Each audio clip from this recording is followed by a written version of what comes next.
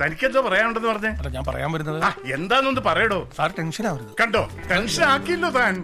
നിങ്ങക്ക് വിജയണ്ണൻ എന്താന്ന് അറിയോ? വിജയണ്ണൻ എങ്ങനെയെന്ന് അറിയോ? നിങ്ങൾ ഒരു അഭിനയിക്കും വിജയണ്ണന്റെ കൂടെ ഒരു ഷോട്ടിൽ നിന്ന് അഭിനയിക്കാൻ നിങ്ങൾക്ക് പറ്റുമോ? ഇങ്ങനെ നിങ്ങൾ ഇമ്മോറൽ ആവല്ലേ? എന്തേ? അതായത് ഈ വികാര പരിചരിച്ചവർക്ക് കഷ്ടപ്പെട്ട് പടുത്തുയർത്തുന്നതാണ് സിനിമ.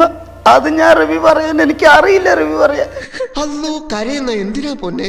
ഒരു പടവും കൂടി ഇല്ല അണ്ണ. അതിലൊരു ചെറിയൊരു വേഷം അണ്ണന്റെ പുറകിൽ നിൽക്കാൻ. ജീവിതത്തിൽ രണ്ടാമത്തെ പ്രാവശ്യം എനിക്കൊരു ഗിഫ്റ്റ് കിട്ടുന്നു. ആദ്യത്തേതായിരുന്നു? നീ ഇങ്ങനെയൊന്നും പറയരുതിട്ട്. എങ്ങനെ അവന്റെ കൊച്ചിനെ മനസ്സ് വിഷമിപ്പിച്ചിട്ട് ഈ മുടി എന്താ ഈ താടി അധികം വളരില്ല. മുടിയൊക്കെ ആളുടെ കൂടെ അഭിനയിച്ചിട്ട് മുടി വെട്ടുള്ളൂ എന്ന് എൻ്റെ ഒരു ഇതാണ്. ആഹാ, എന്ത് മനോഹരമായ നടക്കാത്ത സ്വപ്നം. എവിടെ നിന്ന് വലിഞ്ഞു കയറി വന്നതാണാവോ? നമ്മൾ വിളിച്ചു വരുത്തണല്ലോ, വന്ന് കാരണല്ലേ.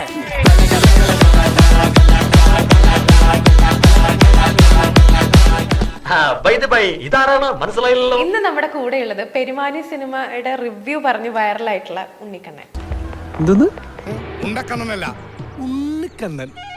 നമസ്കാരം. നമസ്കാരം. നമസ്കാരം ബോസ്. ആ ഒരു വീഡിയോ വന്നതിന് ശേഷം വീട്ടുകാരും നാട്ടുകാരും ഫ്രണ്ട്സും ഒക്കെ എന്താ പറഞ്ഞിരുന്നത്? താൻ അവനെ കണ്ടാ പറഞ്ഞേരെ, ഞാൻ അവനെ കണ്ടാ എടുത്ത് കോണ കൊടുക്കുന്നു. അങ്ങനെ ഒരു ദൈവത്തിനെ പോലെ കണക്കാക്കേണ്ട കാര്യം എന്താണ്?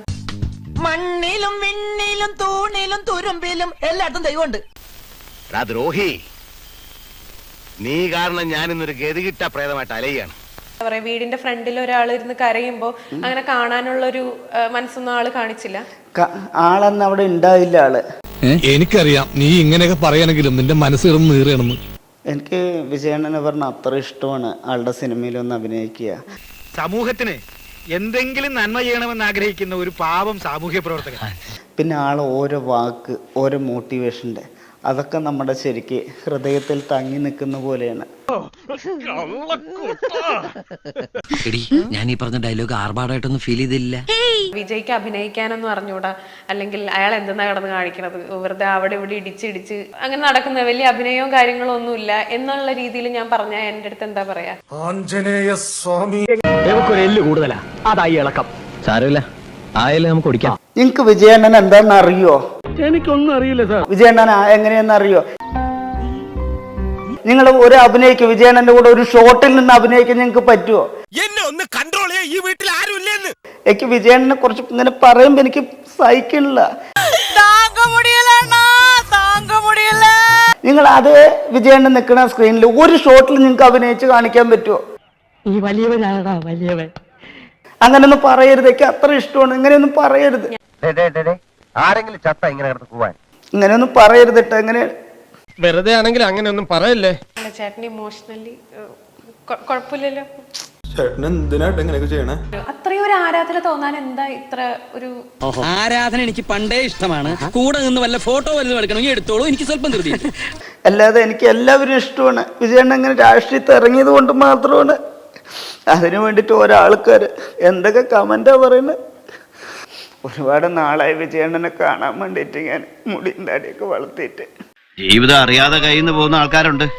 സ്വയം നിലത്തിട്ട് പൊട്ടിച്ച് പിന്നെ മേലോട്ട് നോക്കി അന്തം വിട്ടിട്ട് കാര്യമില്ല. അതിലൊരു ചെറിയൊരു വേഷം അണ്ണന്റെ പുറകിൽ നിൽക്കാൻ. അയാളെ താങ്ങിക്കൊണ്ടിരുന്നോ? ആളുടെ കൂടെ അഭിനയിച്ചിട്ടേ മുടി വെട്ടുള്ളൂ എന്ന് എൻ്റെ ഒരു ഇതാണ്. അവന്റെ താടി മുടി മക്കോലം കണ്ടത്. ഓരോ ഡയറക്ടറും പ്രൊഡക്ഷൻ കൺട്രോളറും പ്രൊഡ്യൂസർമാരും കഷ്ടപ്പെട്ട് പടുത്തുയർത്തുന്നതാണ് സിനിമ. അത് ഞാൻ റിവ്യൂ പറയാൻ എനിക്ക് അറിയില്ല. റിവ്യൂ പറയാൻ ആ സ്നേഹം കണ്ടു. ഇവനെ കണ്ടിട്ട് അത്ര പാവമായിട്ട് തോന്നുന്നില്ലോ. കാലത്ത് പാവമായിരുന്നു. സിനിമയാണ് എൻ്റെ ജീവിതം. സിനിമയിലാണ് എനിക്ക് കുറെ അന്നം കഴിച്ചിട്ടുള്ളത്. എനിക്ക് പണിയെടുത്ത് ജീവിക്കാൻ പറ്റില്ല കേട്ടോ. എന്റെ ജീവിതം ഒരു തുറന്ന പുസ്തകമാണ്. തുറക്കുന്നേ കൊള്ളാം, മലർന്ന് കീറി പോകരുത്. പുസ്തകം അടച്ചു വയ്ക്കൂ. ഞാൻ പോട്ടെ. Good night.